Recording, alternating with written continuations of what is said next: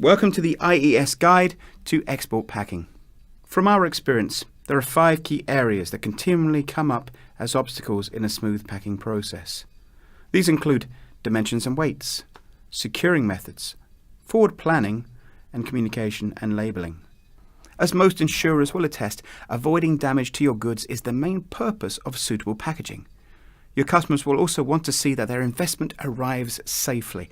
The packaging is the first thing they see, and sometimes it's the first impression they get of your company. If the packing is deemed insufficient, your insurance may decide not to support a claim. Getting the packaging correct is paramount.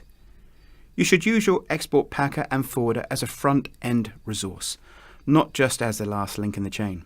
We will now outline what we believe to be the most important factors to consider in your packing process and what can sometimes be overlooked. 1. Size of commodity and mode of transport. Adding a packing case to an item can increase the dimension in each direction by approximately 30 centimeters, which, if not considered during the design phase of the item, could mean that your consignment may not fit in a dry van container or a passenger aircraft. Special equipment like a flat rack container or a freighter aircraft may be required, which could increase your costs or add to the timeline for delivery. 2. Securing the commodity. The item to be packed has to be secured in position within the packing case to ensure that, under the normal course of transportation, it arrives without damage. There are various methods for securing the item: bracing timber, metal bracketry and ratchet straps, to name but a few. This should also be considered when designing the item.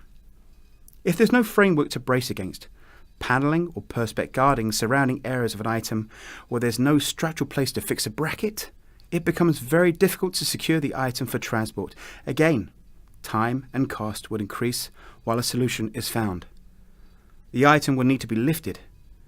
Designing and designating lifting areas will ease this process. 3. Consult with export packer. Whilst your item is being manufactured, contact your export packer and start the process early. Some people like to discuss the packing off drawing. Others prefer to wait until there's a semblance of a product to see. Either way, measurements can be taken, issues can be highlighted, and solutions found, all ahead of the proposed date for packing. 4. Communication. Communication is key. A typical checklist would contain the following points.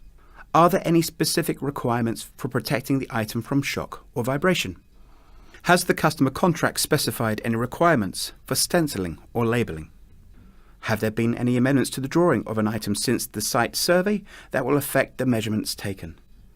Has the proposed timeline changed due to unforeseen circumstances?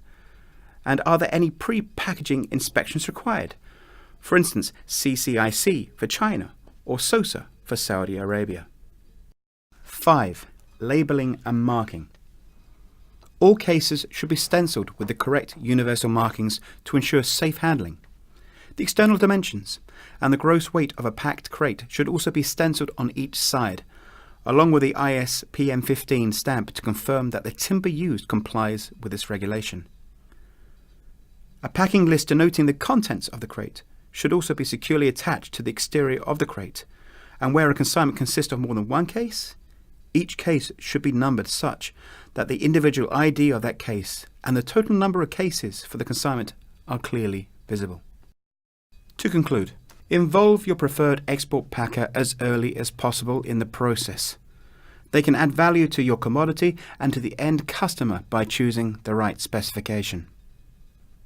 Keep your export packer in the loop so that changes in the packing process can be implemented as required during the process, not after. At IES, we have been involved with equipment and machinery packing for many industries for over 20 years, so we have a wealth of experience and expertise which we share with our customers. We hope this guide to packing has been informative, and should you wish to know more about export packing, we'll be happy to talk to you.